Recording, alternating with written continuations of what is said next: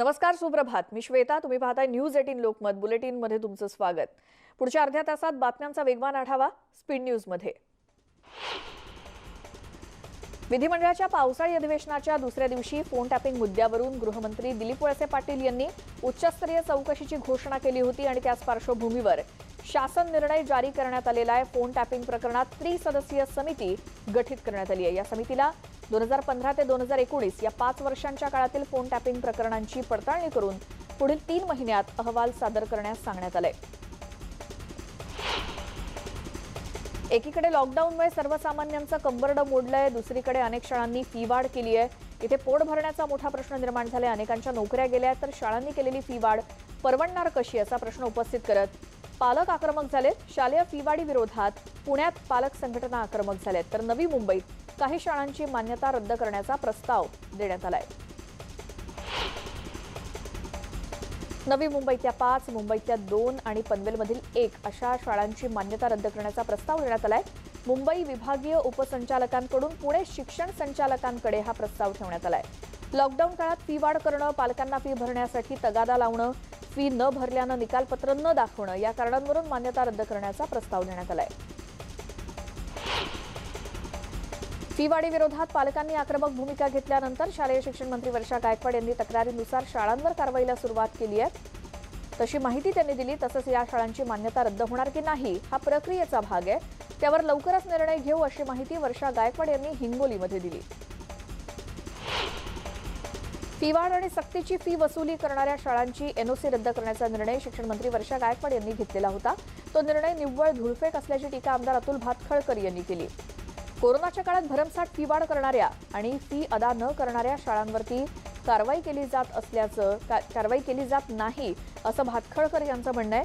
विद्यार्थ्यांचे निकाल रोखून धरणाऱ्या मुंबई, नवी मुंबईतल्या 8 शाळांची एनओसी रद्द करण्याचा शालेय शिक्षण मंत्री वर्षा गायकवाड यांचा निर्णय हा निव्वळ धुळफेक आणि पालकांची फसवणूक असल्याचं ते म्हणाले.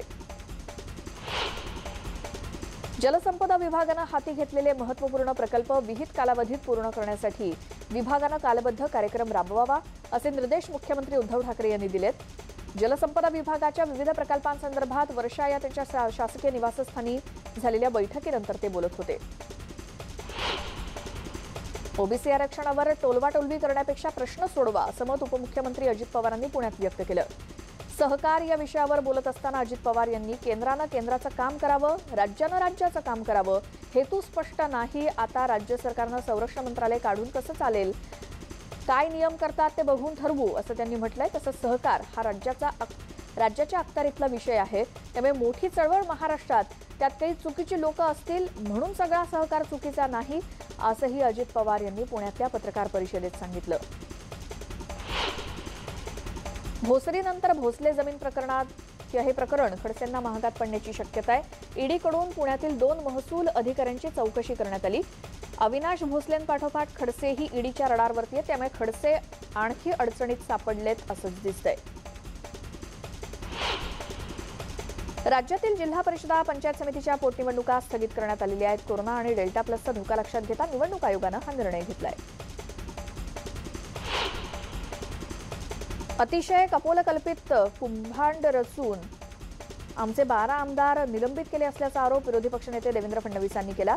तर नारायण राणेंचं मतपरिवर्तन झाल्यानं त्यांना मंत्रिपद मिळालं असल्याचं फडणवीस म्हणाले. पंकजा मुंडे नाराज असल्याची जोरदार चर्चा सध्या राज्यामध्ये सुरू आहे. महाविकास आघाडीच्या नेत्यांनी यावर टीकाटिप्पणी सुरू केली आहे. त्या पार्श्वभूमीवर पंकजा मुंडेंनी काल पत्रकार परिषद घेऊन सर्व गोष्टींवरती खुलासा केला. समर्थकांमध्ये नाराजीची भावना असू शकते, पण व्यक्तिशः पक्षाचा निर्णय मला मान्य आहे. मी अजिबात नाराज नाही असं पंकजा मुंडेंनी स्पष्ट केलं. पिंपरी चिंचवड महापालिकेत यावेळी शिवसेनेचा महापौर येणार असल्याचा विश्वास शिवसेनेचे खासदार संजय राऊत यांनी व्यक्त केला. तर नेते आणि आमदार ठेकेदारी करत नसल्यानं मुंबई पालिका ताब्यात असल्याचं संजय राऊत यांनी म्हटलं. मुंबईमध्ये दरवर्षी अतिमुसळधार पावसामुळे समुद्राला भरती आली की मिठी नदीला पूर येतो. त्यामुळे मिठी नदीच्या किनाऱ्यावरील सखल भाग पाण्याखाली जातो. त्यावरती उपाय म्हणून आता मुंबई महापालिका मिठी नदी माहीम कॉजवेला जिथे समुद्रात मिळते तिथे फ्लड गेट उभारणार आहे. तसा प्रस्ताव MMRDA आणि BMC अधिकारी आणि BMC मधील समिती अध्यक्ष यांच्या संयुक्त बैठकीमध्ये मांडण्यात आला. सारथी संदर्भात मान्य केलेल्या मागण्यांचं कन्फर्मेशन 14 जुलैच्या बैठकीमध्ये करा अशी मागणी छत्रपती संभाजीराजे यांनी केली। तसंच 1000 कोटींची मागणी सरकारनं पूर्ण करावी असं देखील संभाजीराजेंनी म्हटलंय। ते कोल्हापुरात बोलत होते। अग्निसुरक्षा कराच्या वसुलीला मुंबई महानगरपालिकेची तात्पुरती स्थगिती दिलेली आहे। स्थायी समितीमध्ये सर्व राजकीय पक्षांच्या करवसुलीला विरोध केल्यानंतर महापालिकेनं हा निर्णय घेतलाय।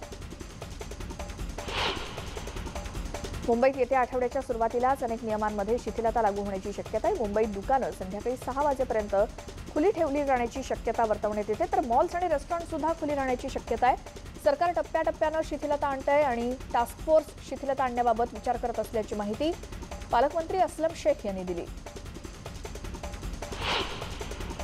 मुंबईत लॉकडाऊनच्या नावाखाली 4 नंतर अर्धी शटर उघडी ठेवण्यासाठी हप्ता वसुली केली जात असल्याचा आरोप मनसेचे सरचिटणीस संदीप देशपांडेंनी केलाय। तसं ट्विट त्यांनी केलं असून दुकानाच्या आकाराप्रमाणे पैसे घेतले जातात आणि आधीच आर्थिक विवंचनेत असलेला व्यापारी अजून अडचणीत जात असल्याचं त्यांनी म्हटलंय। पांडुरंगाच्या भक्तांचा छळ करणाऱ्या मुख्यमंत्र्यांना महापूजेचा नैतिक अधिकार नसल्याची जोरदार टीका आचार्य तुषार भोसले यांनी केली आहे। आमच्या अनेक वारकऱ्यांना अटक करून स्थानबद्ध करून ठेवलंय आणि आता तर पंढरपुरातल्या मठांमधील महाराजांना आणि वारकऱ्यांना पंढरपूरच्या बाहेर काढणार आहेत। त्यामुळे पांडुरंगाच्या भक्तांचा छळ करणाऱ्या मुख्यमंत्र्यांना महापूजेचा नैतिक अधिकार नाही, कारण ज्या हातांनी वारकऱ्यांच्या अटकेचे आदेश निघतात त्या हातांनी महापूजा होऊच शकत नाही असं तुषार भोसले म्हणाले। पुणेकरांचा प्रवास आता गारेगार आणि सुसह्य होणार आहे, कारण केवळ 10 रुपयात शहरातून एसी बसमधून दिवसभर प्रवास करता येणार आहे। पालिकेच्या पुण्यदर्शन या योजनेचा विरोधी पक्षनेते फडणवीसांच्या हस्ते शुभारंभ झाला। अशा एकूण 50 बसेस पुण्यामध्ये धावणार आहेत। देवेंद्र फडणवीसांनी या बसेसचं उद्घाटन केलं। रत्नागिरीतल्या मंडणगडमधील पंढेरी धरणात गेल्या अनेक दिवसांपासून पाणी गळती सुरू आहे। सध्या तरी ही गळती रोखण्यात आली आहे, मात्र रत्नागिरी उपविभागीय अधिकाऱ्यांनी यात एक अजब फतवा काढला होता। त्या फतव्यानुसार शिक्षकांना धरणाच्या गळतीवरती लक्ष ठेवावं लागणार होतं, मात्र यानंतर शिक्षक संघटनेचे जिल्हाध्यक्ष संभाजी देवकाते यांनी आक्रमक भूमिका घेतल्यानंतर या नियुक्त्या रद्द करण्यात आल्या आहेत। आधीपासून कामावर असलेल्या तलाठी, ग्रामसेवक आणि पोलिसांच्या नियुक्त्या रद्द करण्यात आलेल्या होत्या। शिक्षक संघटनांनी आक्रमक भूमिका घेतल्यावर त्यांच्या देखील या नियुक्त्या रद्द करण्यात आल्या आहेत। रत्नागिरी जिल्ह्यातील मंडणगड तालुक्यातील पंढेरी धरणाची गळती थांबली आहे, पण धरणफुटीची भीती लोकांच्या मनात कायम आहे। धरणफुटीचा धोका टळलेला आहे, परंतु खबरदारीचा उपाय म्हणून पंढेरी, कोळगाव, बहिरवली या भागातील लोकांचं स्थलांतरण करणं सुरू आहे। तसंच एनडीआरएफची तुकडी इथे तैनात असून सुमारे 100 पोलिसांचा ताफा सुद्धा बंदोबस्तासाठी आहे। कोल्हापूर गोकुळ दूध संघानं शेतकऱ्यांना दिलासा दिलाय। दूध खरेदी दरात 2 रुपयांची वाढ करण्यात आली असून गोकुळच्या सत्तांतरानंतर हा मोठा निर्णय झालाय। मंत्री हसन मुश्रीफ, सतेज पाटील यांनी पत्रकार परिषदेत ही घोषणा केली।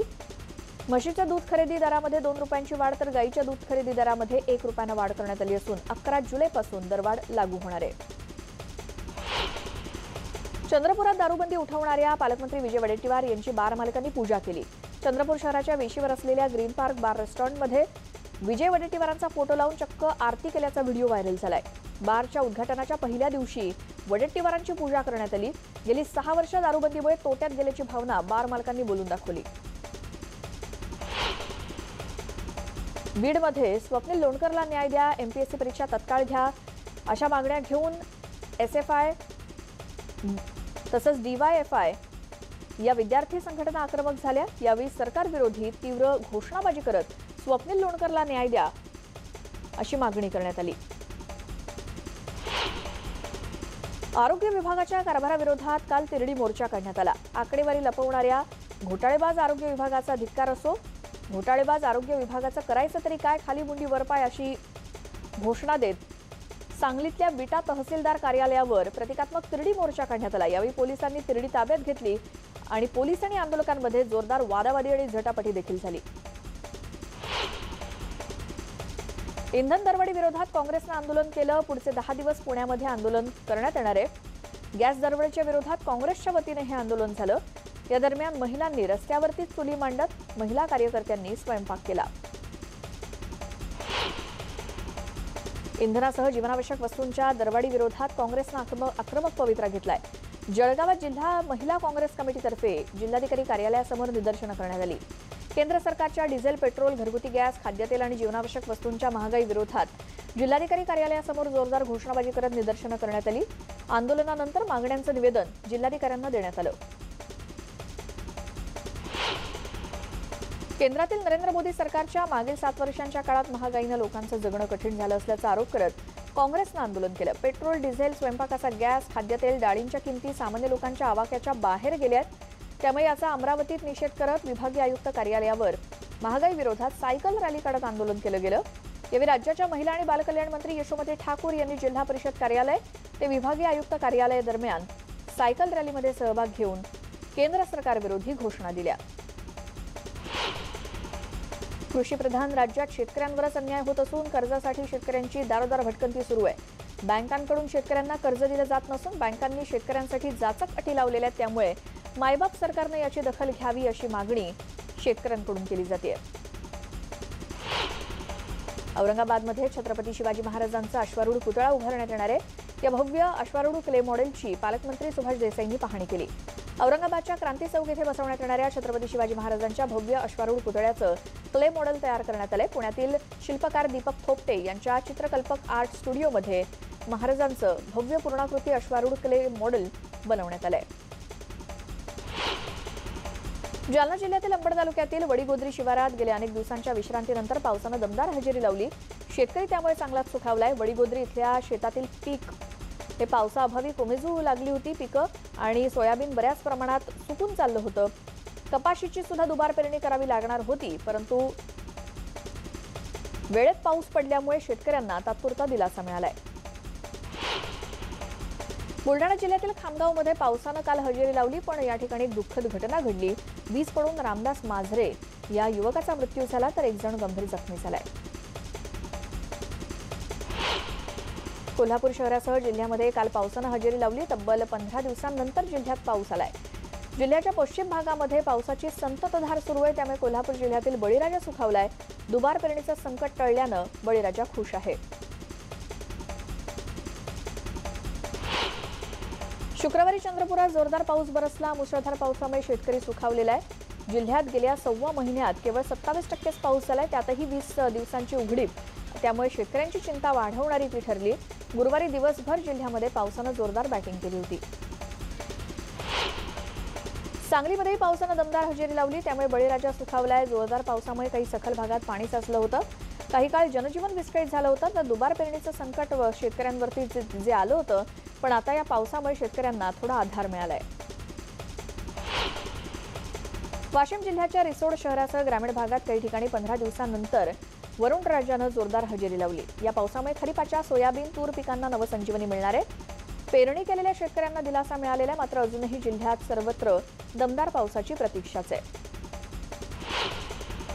परभणी जिल्ह्यात काल जोरदार पावसानं हजेरी लावली. परभणी शहरासह अनेक भागात पाऊस पडला असून मोठ्या उघडीपीनंतर पावसाचं पुनरागमन झालंय. त्यामुळे शेतकऱ्यांना दिलासा मिळालाय.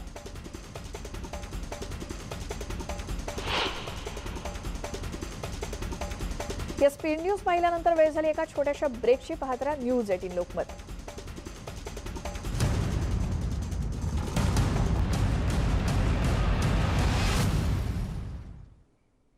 ब्रेकनंतर बुलेटिनमध्ये तुमचं स्वागत. पुन्हा पाहूयात स्पीड न्यूज.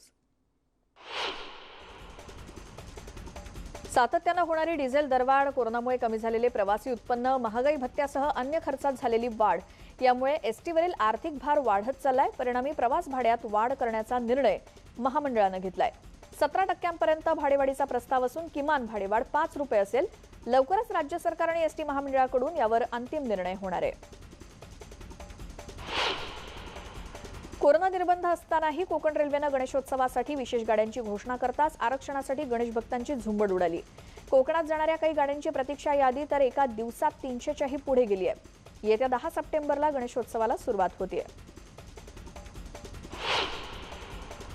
कोरोना प्रतिकार क्षमता वाढवण्यासाठी 12 महिन्यांनी लसीची 3री मात्रा देणं शक्य व्हावं या हेतूनं अमेरिकेतील फायझर कंपनी पुढील महिन्यात परवानगीसाठी अर्ज करणार आहे. जगातील अनेक लोकांना अजून पहिली मात्राही मिळालेली नाही. फायझरनं 3ऱ्या बूस्टर म्हणजे वर्धक लसीच्या परवान्यासाठी मागणी केली आहे. श्रीलंका क्रिकेट संघाच्या 2 सदस्यांना कोरोनाची लागण झाल्यामुळे भारताविरुद्धचे 6 सामने 4 दिवस लांबणीवर टाकण्याचा निर्णय घेण्यात आलाय। त्यामुळे पहिला एकदिवसीय सामना 13 जुलै ऐवजी 17 जुलै रोजी होणार आहे। फुटबॉल विश्वात ब्राझील आणि अर्जेंटिना या 2 संघांवर जगभरातील फुटबॉल प्रेमींचं प्रेम आहे आणि याच 2 संघात यंदाची कोपा अमेरिका फुटबॉल स्पर्धेची फायनल रंगणार आहे। या अंतिम लढतीवर साऱ्या फुटबॉल चाहत्यांचं लक्ष लागले, कारण ब्राझीलमध्ये नेमार आणि अर्जेंटिनाकडे लिओनेल मेसी सारखे तगडे खेळाडू आहेत। हे दोघे प्रतिस्पर्धी म्हणून आमने सामने येणार म्हणजे फुटबॉल प्रेमींसाठी एक मेजवानीचे। भारतीय प्रमाण वेळेनुसार रविवारी पहाटे 5:30 वाजता या अंतिम लढतीचं थेट प्रक्षेपण पाहता येणार आहे। अग्रमानांकित ॲशले बार्टी आणि झेक प्रजासत्ताकची कॅरोलिना प्लिस्कोवा यांनी प्रथमच विम्बल्डन खुल्या टेनिस स्पर्धेच्या महिला एकेरीची अंतिम फेरी गाठली। त्यामुळे आज होणाऱ्या अंतिम फेरीमध्ये विम्बल्डनची नवी विजेती मिळणार आहे। विम्बल्डन स्पर्धेच्या अंतिम फेरीत सर्बियाच्या नोवाक जोकोविचनं धडक मारली। उपांत्य फेरीत जोकोविचनं शापोव्हालोवचा पराभव केला आणि शापोव्हालोवला 7-6, 7-5 आणि 7-5 न त्यानं पराभूत केलं। जोकोविच 7व्यांदा विम्बल्डनच्या अंतिम फेरीमध्ये पोहोचलाय आणि आता अंतिम फेरीमध्ये जोकोविचची लढत ही इटलीच्या मटेओ बेरेटिनी विरुद्ध असणार आहे। त्यामुळे आता अंतिम फेरीमध्ये कोण बाजी मारते याकडे क्रीडाप्रेमींचं लक्ष आहे। इटलीच्या 7व्या मानांकित माटेओ बेरेटिनीनं कारकिर्दीत प्रथमच ग्रँड स्लॅम स्पर्धेच्या अंतिम फेरीमध्ये प्रवेश केलाय। विम्बल्डन खुल्या टेनिस स्पर्धेची अंतिम फेरी गाठणारा तो इटलीचा पहिलाच टेनिसपटू ठरलाय। अभिनेता ऋतिक रोशन आणि अभिनेत्री दीपिका पदुकोण यांच्या फायटर या चित्रपटाची बरीच चर्चा सुरू आहे। फायटर चित्रपटातून दोघे पहिल्यांदा एकत्र स्क्रीन शेअर करणार आहेत। ऋतिक रोशनची फायटर ही भारतातली पहिली एरियल ॲक्शन फिल्म ठरणार आहे। या चित्रपटासाठी जगभरातून शॉट्स घेतले जाणार असून सुरक्षा दलातील जवानांना ट्रिब्यूट देण्यात येणार आहे। तसंच या चित्रपटासाठी नवा स्टुडिओ पार्टनर देखील मिळालेला आहे। अभिनेत्री प्रिया मराठेच्या खणाच्या साडीतला पारंपरिक साज सध्या सोशल मीडियावरती बघायला मिळतोय। प्रियाचा हा सुंदर खणाच्या साडीतला लुक चाहत्यांनाही चांगलाच आवडलाय। प्रियानं नुकतंच तिच्या इंस्टाग्राम अकाउंटवरून काही फोटो पोस्ट केले, त्यावरून चाहत्यांकडून लाईक्स आणि कमेंट्सचा वर्षाव होतोय। प्रियानं परिधान केलेल्या खणाच्या साडीत तिचं सौंदर्य अधिकच खुलून आलंय। खणाची साडी, त्यावर पारंपरिक सिल्वर दागिने असा प्रियाचा मराठमोळा साज प्रेमात पाडणार आहे।